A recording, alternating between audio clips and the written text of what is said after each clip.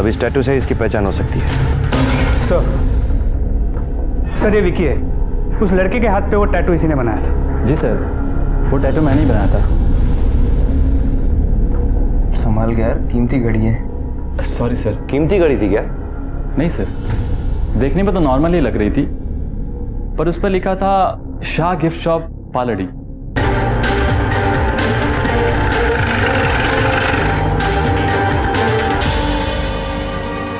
बोल साहब जी, शू देखाड़ू? सर वो घड़ी भी सेम ऐसी थी। क्या आप बता सकते हैं ऐसी घड़ी आपने कितनों को बेची है? सर बेची नहीं सर, मैंने अपने वर्कर को गिफ्ट दी थी न्यूयॉर्क का। नहीं सर। आपके यहाँ कितने वर्कर्स काम करते हैं? सर टोटल 5 वर्कर काम करते हैं, लेकिन 2 आज आए नहीं है और सब एक लड़की है अन्नू, वो भी 3 दिन से नहीं आई है। अन्नू का नंबर दीजिए। हाँ सर।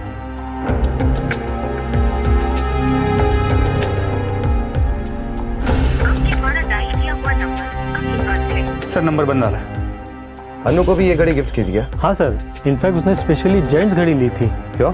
पता नहीं सर, हो सकता है शायद घर में किसी को देनी हो। अन्नू का एड्रेस दीजिए।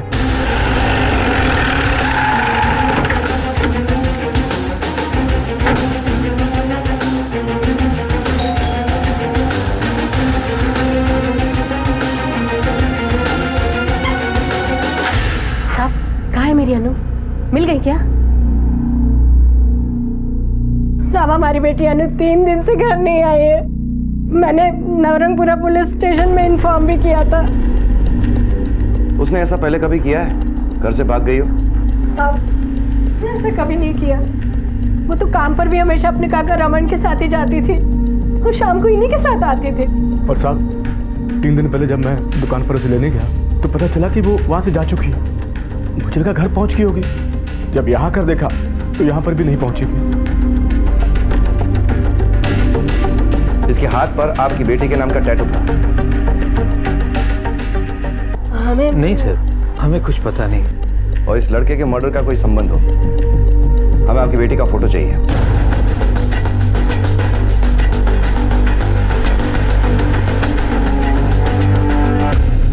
ओके ठीक है सर। बॉडी की पोस्टमार्टम रिपोर्ट आ गई है। चला उस से कर लें। हो सकता है किसी प्रोफेशनल किलर का काम हो सकता है इस लड़के की किसी के साथ जाति दुश्मनी या फिर उसे मारने के लिए किसी को हायर किया गया। एक काम करो, अन्नू के सारे कॉल डिटेल्स निकलवाओ। प्यार बहुत गहरा मतलब होता है इस एक शब्द का। ये इंसान के जीने की सबसे बड़ी जरूरत होता है। हर इंसानी रिश्ता, चाहे वो माँ का अपने बच्चे से हो, भाई का बहन से, या फिर दोस्ती का ही क्यों ना हो, इसी प्यार की डोर से बंधा होता है। लेकिन जब यही प्यार एक जवान लड़के और लड़की के बीच में होता है तो समाज का उसे देखने का नजरिया बदल जाता है। उनके परिवार के लोगों से लेकर अनजान लोग तक, जिनका इन प्यार करने वालों से कोई सीधा संबंध तक नहीं होता, वो भी उनके दुश्मन बन जाते हैं। लेकिन ये लड़की जिसका नाम अन्नू था, वो खुद अपने घर से गायब थी। और उसके घर वालों का कहना था कि ना तो वो उस लड़के को पहचानते हैं और ना ही उन्हें अन्नू और उस लड़के के बीच में किसी भी तरह के संबंध की कोई जानकारी है। बहुत से सवालों के जवाब पुलिस को ढूंढने थे और इन दो सबसे अहम सवालों के जवाब जुड़े थे उस लड़के की पहचान से जिसकी लाश पुलिस को बरामद हुई थी। आखिर कौन था ये लड़का, क्या थी उसकी पहचान और क्या था उसका नाम? सर, अन्नू के कॉल रिकॉर्ड से पता चला है कि वो एक नंबर से बहुत ज़्यादा बात करती थी। वो नंबर उसी लड़के का है जिसका मर्डर हुआ है, नाम नीलेश परमार। ये नीलेश परमार की आईडी है जो हमने मोबाइल कंपनी से निकलवाई। इस पर का फोटो और ये डेड बॉडी दोनों मैच करती है। पर सर, इन दोनों के नंबर्स 15 मार्च शाम 7 बजे से स्विच ऑफ है।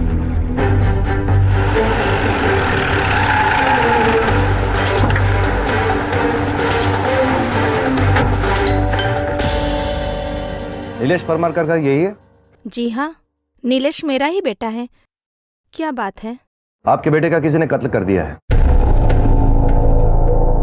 नीलेश 2 दिन से घर नहीं आया था। मुझे लगा वो अपने दोस्तों के घर पे रुक गया होगा। उसके बहुत दोस्त हैं। मैंने उसे फोन भी किया लेकिन उसका फोन बंद आ रहा था। वो अपनी नौकरी के कारण बहुत परेशान था साहब। इस लड़की को जानती हैं आप? हाँ, ओळखू छू जरूर। इसी लड़की के कारण मेरे बेटे की मौत हुई होगी। उसके भाई ने ही मारा होगा मेरे बेटे को। इतने दावे के साथ कैसे कह सकती हैं आप? अरे बेटा, चिंता शू करे छे? मिल जाएगी नौकरी। हाँ, परेशान क्यों हो रहा है? खाना खा ले ठीक से। चल ले एक और लोटे। तू रुक, मैं देखती हूँ। क्या बात? अरे नहीं, मेरी बहन को क्या आता है? अरे क्या कर रहा है? मेरे बेटे को क्या कर रहा है?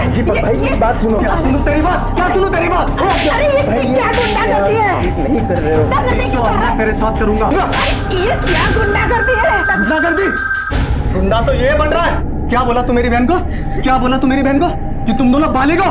पुलिस वाले भी नहीं रोक सकते तुम्हें शादी करने से।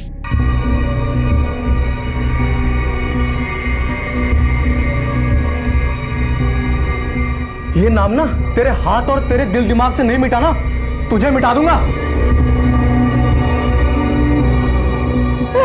मार डाला, मेरे बेटे को मार डाला। मैंने उसे कहा था इस लड़की से दूर रहे, लेकिन वो हम सबसे ही दूर चला गया। हाँ सर, ये सच है कि मैं नीलेश के घर गया था क्योंकि मैंने अन्नू और नीलेश को एक साथ देखा था और उसी के बाद मैं नीलेश के घर गया उसको समझाने या धमकाने। कहीं ऐसा तो नहीं कि ये बात आप सब लोग जानते थे? नहीं साहब, हमें तो उस दिन पता चला जिस रात अनु घर नहीं आई। आ जाएगी अनु माँ। कब आएगी?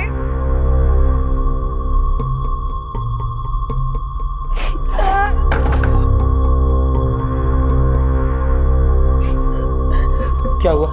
अनु अभी तक घर पर वापस नहीं आई है। रमन भाई गए थे देखने दुकान पर उसे, लेकिन वो निकल चुकी थी वहां से। मैंने दीपक को भेजा अभी। अनु का कुछ पता चला? कहीं नहीं मिली और मिलेगी भी नहीं। वो मिलेगी नहीं मतलब? क्यों नहीं मिलेगी? क्योंकि वो उस लड़के नीलेश के साथ भाग चुकी है। मैंने उन दोनों को साथ में भी देखा था। जो हो गया उसे भूल जाओ। क्या हुआ? रमन भाई, अनु अभी तक घर नहीं आई। काई खबर नहीं, क्या चली गई है? हो सकता है किसी सहेली के घर गई हो या किसी प्रॉब्लम में हो। अरे काका, अगर ऐसी कोई बात है तो उसका फोन क्यों बंद जा रहा है? अरे फोन बंद का मतलब ये तो नहीं है कि वो चली गई किसी के साथ या भाग गई। दीपक आओ मेरे साथ, हम देखते हैं। सुनिए ना, पुलिस स्टेशन में कंप्लेंट। खबरदार, जो पुलिस में गई थी किसी को पता नहीं चलना चाहिए। अगर यही बात है तो हमसे क्यों छुपाई? छुपाते नहीं तो क्या करते? लड़की का मामला है, आस पड़ोस और बिरादरी में हमारी तो नाक कट जाती। कहीं ऐसा तो नहीं कि आपने अपनी इज्जत बचाने के लिए नीलेश को मारकर लड़की को कहीं छुपा दिया? अगर मारना होता ना तो दोनों को मार देते। पता नहीं किस हाल में होगी मेरी बेटी। अन्नू के घर वालों के रवैये से साफ दिखाई दे रहा था कि उसकी मां को छोड़कर किसी को भी ना तो उसके गायब होने का दुख था और ना ही उसे ढूंढने की फिक्र। एक सामान्य परिवार का अपनी ही बेटी को लेकर इस तरह का रवैया रखना बहुत असामान्य था।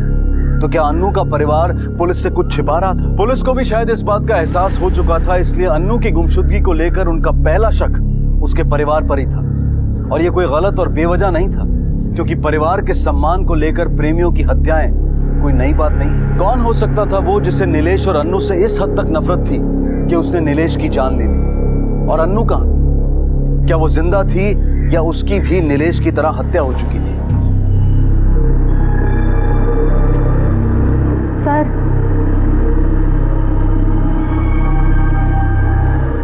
मुझे कुछ कहना है। सर, वो नीलेश और अनु अक्सर पार्क में ही मिला करते थे। वो कुछ दिनों पहले युवा मोर्चा के नेता जितेश ने जाकर वहाँ पे सबको धमकाया था। तू तारो भाई न थी, मेरी बहन ऐसा काम नहीं करती। छोड़ूंगा नहीं। हाँ, तुम्हें ये सब कुछ कैसे पता? सर, उस रात अनु बहुत डरी हुई थी। जब मैंने अनु से पूछा तो उसने मुझे बताया कि उसे नीलेश की फिक्र है और पार्क वाली सारी बात बताई। देखिए सर, हमारे मंच ने समाज के बच्चों को सुधारने का अभियान चलाया है। वो लड़का भी पार्क में गलत हरकत करते हुए पकड़ा गया था, लेकिन वो उल्टे हमें ही धमकाने लगा। और उसी घटना के 2 दिन बाद लड़के का मर्डर हो गया और लड़की गायब। तो आपको लगता है कि ये सब हमने किया? हाँ, पार्क में उसके साथ कहासुनी जरूर हुई थी, लेकिन इस मर्डर से हमारा कोई लेना देना नहीं है। अगर आप चाहे तो आप हमारी पार्टी ऑफिस में जाकर पूछताछ कर सकते हैं। ठीक है, अभी के लिए तुम जा सकते हो। गोयल, कोई तो ऐसी कड़ी है जो अभी हमारे हाथ नहीं लगी। नीलेश और अन्नू दोनों के मोहल्ले और आसपास के एरिया में जाके उनके बारे में पता करो।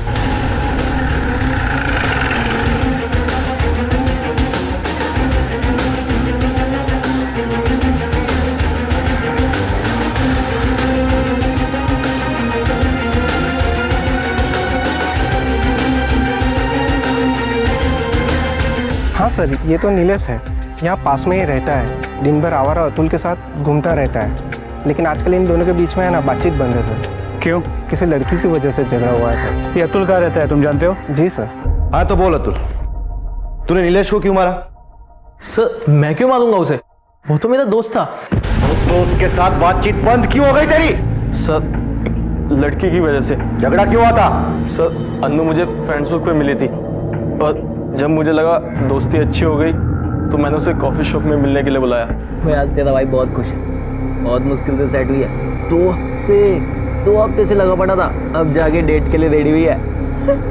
ये में तो सीधी सादी लगती है। अबे जैसे भी हो, अपना काम बनता पहाड़ में जाया जानता, तो फिर कोई दूसरी हो। और वैसे भी फेसबुक जिंदाबाद।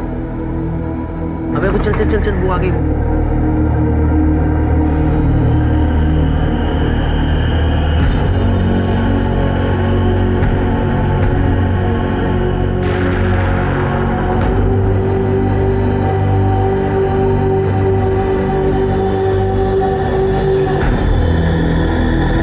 बदला लेने के लिए तूने नीलेश को मार डाला और लड़की को गायब कर दिया। नहीं सर, मैंने नहीं मारा उसे। सबने सुना है, तूने उसे धमकी दी थी। हाँ सर, मैंने उसे धमकी दी थी, लेकिन इसलिए क्यों मेरे एरिया में आके मुझे ही मार के चला गया। पर प्लीज सर, आप मेरी बात को समझो, तो मैंने उसे नहीं मारा सर। सर, हमारे आदमी अतुल पर नजर बनाए हुए हैं, लेकिन उसके साइड से कोई भी सस्पिशियस एक्टिविटी नजर नहीं आ रही। सर, मुझे नहीं लगता कि अतुल इस मर्डर में इन्वॉल्व।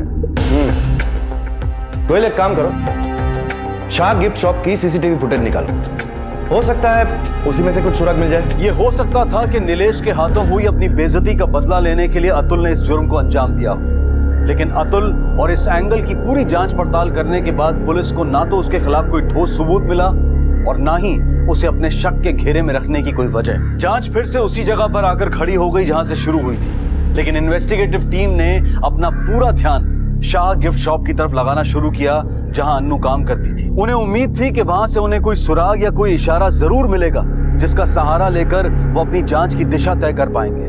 और टीम की बेचैनी इसलिए भी ज्यादा थी क्योंकि वो नहीं चाहते थे कि अन्नू का भी वही हश्र हो जो नीलेश का हुआ। अन्नू अगर जिंदा थी तो पुलिस की पहली प्राथमिकता थी उसे सुरक्षित वापस लाना, क्योंकि अब तक मिली जानकारी और एक के बाद एक सामने आते दुश्मनों को देखकर ऐसा लग रहा था कि जैसे सारी दुनिया इस जोड़े की दुश्मन बन गई है। और पुलिस ये हरगिज नहीं चाहती थी कि उनका कोई दुश्मन नीलेश के बाद अन्नू के साथ भी अपनी दुश्मनी निभाने में कामयाब हो जाए। इसलिए पुलिस ने अपनी पूरी ताकत लगा दी अन्नू को ढूंढने में। सर, अन्नू अपने चाचा रमन के साथ स्टोर आती जाती थी। वो रोज सुबह 10:30 बजे स्टोर पहुंचती और शाम को 8 बजे वहां से निकलती। सर, ये देखिए, तो 9 से 11 मार्च के बीच वो स्टोर आई तो अपने चाचा रमन के साथ, लेकिन गई अकेले।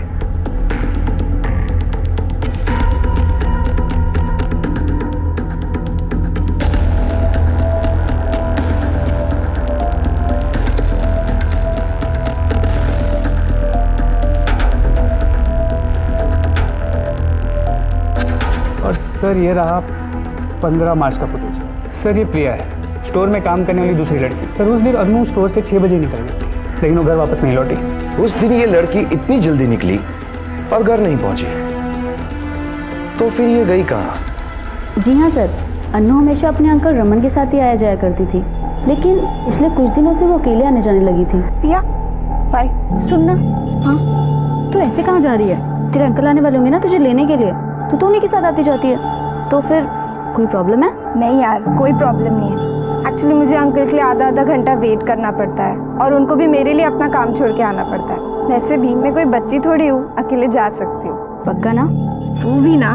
चल बाय। ठीक, बाय। इसके अलावा तुम्हें कभी कुछ लगा कि और भी कोई वजह हो सकती है? नहीं सर, अगर ऐसा कुछ होगा तो रमन अंकल जानते होंगे। जैसा कि आप कह रहे थे कि अन्नू रोज आपके साथ आया जाया करती थी, तो फिर उसने आपके साथ आना जाना बंद क्यों कर दिया? सर पता नहीं, यही बात तो मैंने भी उससे पूछी थी। तो आजकल अकेली को चली जाती शाम को दुकान से। जवाब क्यों नहीं देती है? क्यों आती है तू अकेली? क्योंकि मुझे काका के लिए बहुत देर तक रुकना पड़ता है, और वैसे भी अगर मैं अकेली आ गई तो कोई खा जाएगा क्या मुझे? अब तो सब पता चल ही गया सर, उस दिनेश की वजह से ही वो अकेली आने जाने लगी थी। ठीक है, आप जा सकते हैं। जी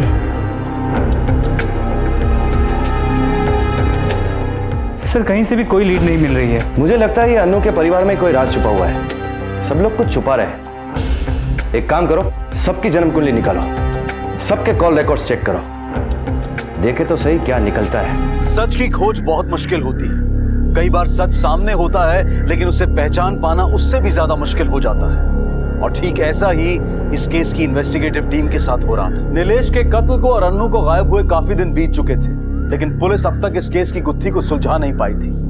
कुछ था जो उन्हें दिखाई नहीं दे रहा था, या कोई था जो उनसे कुछ छुपा रहा था। अन्नू के घर वालों पर अपने शक को जांचने के लिए इन्वेस्टिगेटिव टीम ने हर एक के कॉल रिकॉर्ड्स को चेक करने का फैसला किया। क्या इन रिकॉर्ड से पुलिस को कुछ ऐसा मिल पाएगा जो इस केस को सुलझाने में उनकी मदद करेगा, या फिर पुलिस की पिछली कोशिशों की तरह ये कोशिश भी जाया हो जाएगी?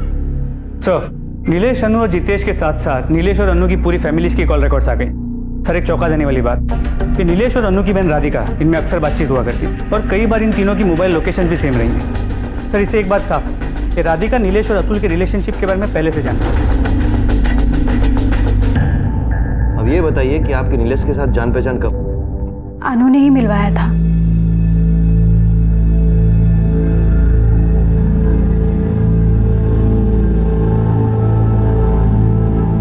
लेकिन सर मैंने महसूस किया था नीलेश मेरे साथ ज़्यादा वक्त बिताने लगा था। मैं बहुत खुश रहने लगी थी उसके साथ।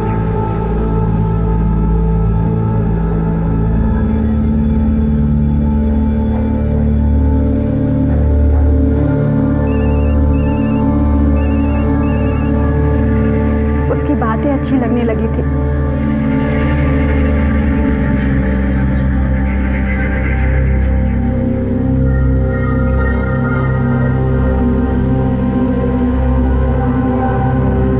जब उसने मुझे वैलेंटाइन डे के दिन बुलाया तो मैंने सोचा अपने दिल की सारी बातें उससे कह दूंगी, लेकिन जब उसने मुझे टैटू दिखाया तो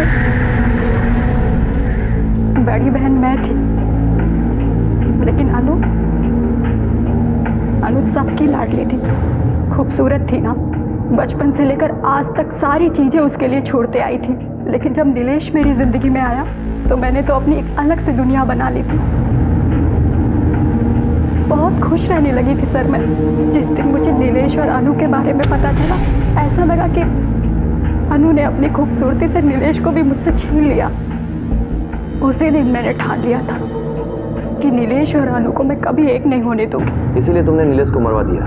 नहीं सर, मैं नीलेश से प्यार करती थी, भला मैं उसे कैसे मरवा सकती हूँ? सर मैं जानती थी कि मेरे घर वाले इस रिश्ते को कभी मंजूरी नहीं देंगे, इसीलिए मैंने उन दोनों के बारे में दीपक भाई को बताया। लेकिन सर मैं सच कह रही हूँ, मेरा यकीन कीजिए, नीलेश के खून से या अनु के गायब होने में मेरा कोई हाथ नहीं है, कोई लेना देना नहीं है सर। ठीक है, आप कहते हैं तो हम मान लेते। आपकी एक तरफा मोहब्बत का पता चली गया है तो बाकी का भी हम ढूंढ ही लेंगे। इस केस में पुलिस के शक के दायरे में हर वो इंसान था जो किसी भी तरह से अन्नू या नीलेश से जुड़ा हुआ था, लेकिन एक भी सबूत नहीं था जो उनके शक को यकीन में बदल सके। इस केस की गुत्थी सुलझने की बजाय और उलझती जा रही थी। अन्नू की मां का रो रो कर बुरा हाल था और वहीं गुजरते हुए हर पल के साथ अन्नू की जान पर खतरा बढ़ता जा रहा था। इस बात का अंदाजा पुलिस को भी था, इसलिए अपनी तरफ से अन्नू तक पहुंचने की वो हर संभव कोशिश कर रहे थे, लेकिन अब तक कामयाबी की झलक भी दिखाई नहीं दी थी। क्या पुलिस टीम की मेहनत रंग लाएगी? क्या अन्नू की जान बच पाएगी? या फिर वो छुपा हुआ दुश्मन उसका भी वही हाल करने में कामयाब हो जाएगा जैसा उसने नीलेश के साथ किया था? सर, रतन राठौर, हिस्ट्री शीटर, गुजरात और राजस्थान के बॉर्डर के आसपास का रहने वाला है। फोरेंसिक डिपार्टमेंट के हिसाब से जिस तरह नीलेश का और इसके मर्डर करने की स्टाइल मैच करती है, और इसने इसी तरह से 4 मर्डर किए, जिनमें से आखिरी 2 उसने गुजरात के 2 टूरिस्ट के किए थे जो राजस्थान घूमने गए थे। और सर, सबसे बड़ी बात, ये फिलहाल जेल में नहीं है, पैरोल पे बाहर है। गोयल, अभी क्या अभी राजस्थान पुलिस को कांटेक्ट करो और इसके बारे में पता करने को कहो। फास्ट।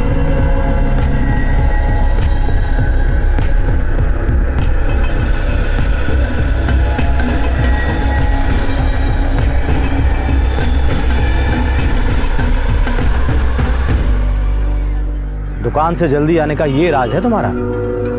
काका, एक बार हमारी बात तो संभलो।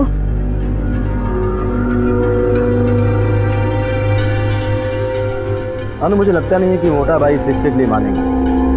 तो जानती हो कि वो जात बिरादरी को बहुत मानते हैं। पापा, हम बालिग, कानून हमारे साथ है, कोई हमारा कुछ नहीं बिगाड़ सकता। हम भाग कर शादी कर लेंगे, कहीं दूर चले जाएंगे जहाँ हमें कोई ना ढूंढ पाए, लेकिन हम अपनी जिंदगी जिएंगे, हमारे बीच कोई नहीं आ सकता। शाबाश दिकरा, बस मैं ये जानना चाहता था कि कहीं तुम पीछे तो नहीं हट जाओगे। वो मैं हरगिज नहीं होने दूंगा, जान बचती है मेरी से। अब तुम दोनों की शादी मैं करवाऊँ, लेकिन इससे पहले किसी दूसरे शहर में तुम्हारी नौकरी का बंदोबस्त कर दूँ, फिर वहाँ भाग के शादी कर लेना और सेट हो जाना। लेकिन एक शर्त है मेरी, इस दौरान तुम दोनों मिलोगे नहीं एक दूसरे से, वरना मैं कुछ नहीं कर पाऊँगा। जी।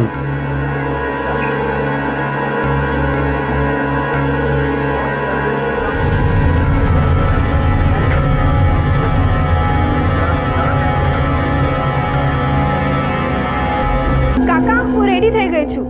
वो हैरान न करती, काका के सिर में बहुत दर्द है। શું થયું? कल तुम्हारे साथ आइसक्रीम खाई थी ना, उसी वजह से सर पकड़ा। क्या लगता है? मुझे वो पिक्चर देखनी थी। ठीक है, मैं बाम लगा देती हूँ, फिर हम पिक्चर देखने जाते हैं। हाँ हाँ, लगा भी दे।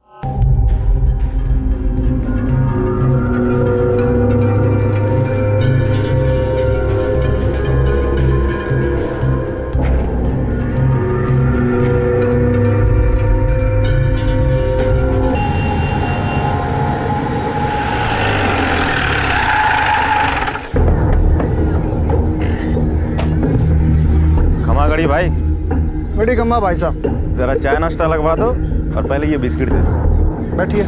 छोटू, साहब को चाय बिस्किट दे दे।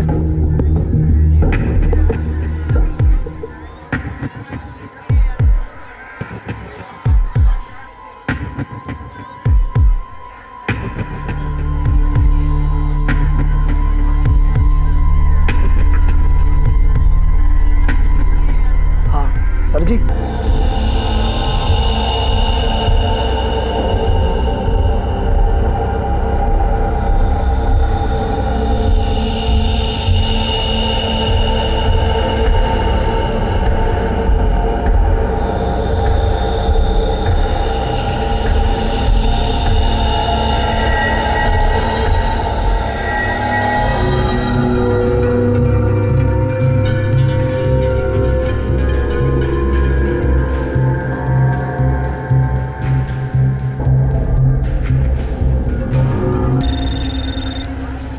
हेलो, हुक्म राणा बोलो, राजस्थान पुलिस। हाँ राणा बोलो। रतन के बारे में कुछ पता चला? इन्फॉर्मेशन के मुताबिक अभी अभी रतन को छोटे से ढाबे पे देखा गया है। हम लोग उसी तरफ जा रहे हैं। क्या चाहिए? बात तो है ना? चल, तो स्वाद हम चखा दे। पकड़ा।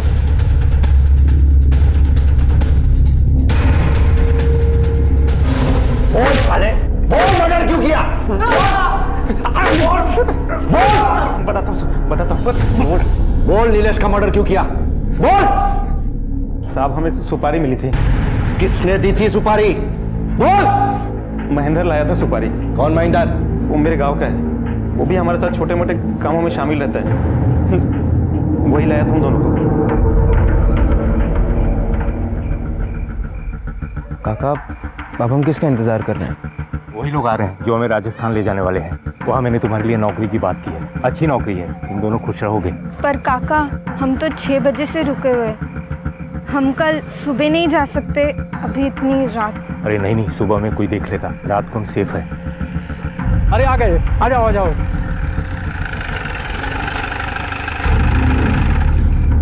आ जाओ, आओ, बैठो बैठो, चल आ जाओ आ जाओ, जल्दी जल्दी जल्दी बैठो।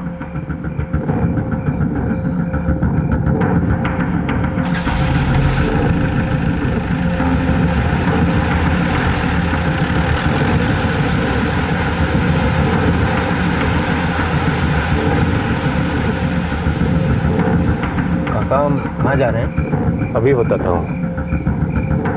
साहब, महेंद्र उस लड़की को लेकर कहाँ गया, उसके साथ क्या किया, मैं कुछ नहीं जानता। कहाँ मिलेगा महेंद्र?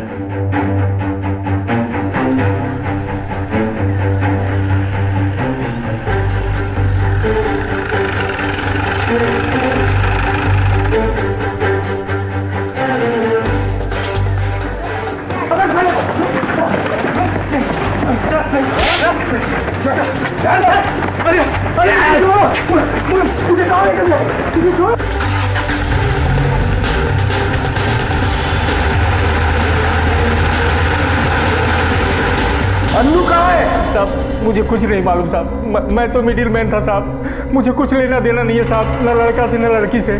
मुझे ना लड़की के चाचा रमन ने मुझे पैसे दिए थे साहब ये सब करने के लिए, और उन्होंने ही मुझे नीलेश और अनु से मिलवाया था।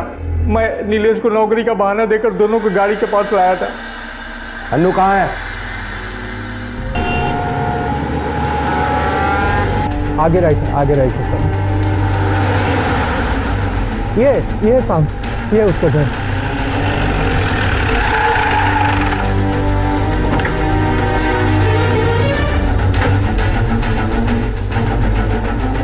साहब, ये घर है। ताला तोड़ो।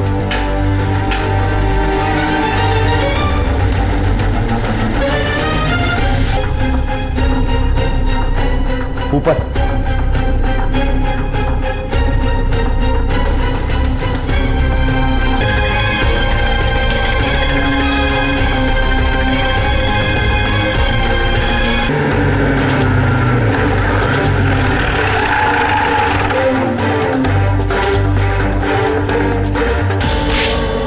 तूने तो हैवानियत की सारी हदें पार कर दी। हर रिश्ते, हर मर्यादा को पार किया है तूने। इससे भी तेरा जी नहीं भरा कि उस मासूम की जान लेनी चाहिए तूने। सर, मुझे लगा कि वो मर गई है। मैं डर गया था, मेरी कुछ समझ में नहीं आ रहा था। मैं उसे खींच कर अंदर ले गया और उसे वहीं छोड़कर भाग गया। सर, लड़की बहुत क्रिटिकल है। डॉक्टर्स का कहना है कि रिकवरी के लिए काफ़ी वक्त लग सकता है।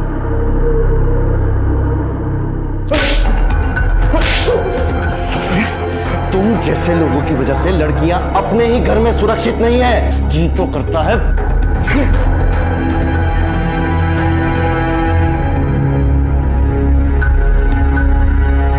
हम सब एक ऐसे समाज का हिस्सा है जहां मुंह बोले रिश्तों का भी उतना ही मान रखा जाता है जितना कि सगे रिश्तों का। लेकिन यह भी हमारे ही समाज की एक हकीकत है कि हमारे यहाँ कुछ ऐसे इंसान भी हैं जिन्हें इन रिश्तों को शर्मिंदा करने में ना तो कोई शर्म महसूस होती है और ना ही झिझक। अन्नू को अपने रिश्तों पर आंख बंद करके विश्वास करने की सजा मिली। रमन ने उसके इसी विश्वास का गलत फायदा उठाया। विश्वास हमारे रिश्तों और जीवन दोनों का आधार होता है, लेकिन अगर यही विश्वास आंख और समझ के दरवाजे बंद करके किया जाए तो ये हमारे जीवन के लिए खतरा भी बन सकता है। अपनी आंखें खुली रखें, अपनी समझ का इस्तेमाल करें और सुरक्षित रहें। इसी विचार के साथ मैं अनूप सोनी आपसे विदा लेता हूं। फिर मुलाकात होगी अगले एपिसोड में एक और चौंका देने वाले केस के साथ। तब तक अपना और अपने परिवार का ख्याल रखें और देखते रहें क्राइम पेट्रोल डायल 100। सबक एक को, सीख हम सबको। जय हिंद।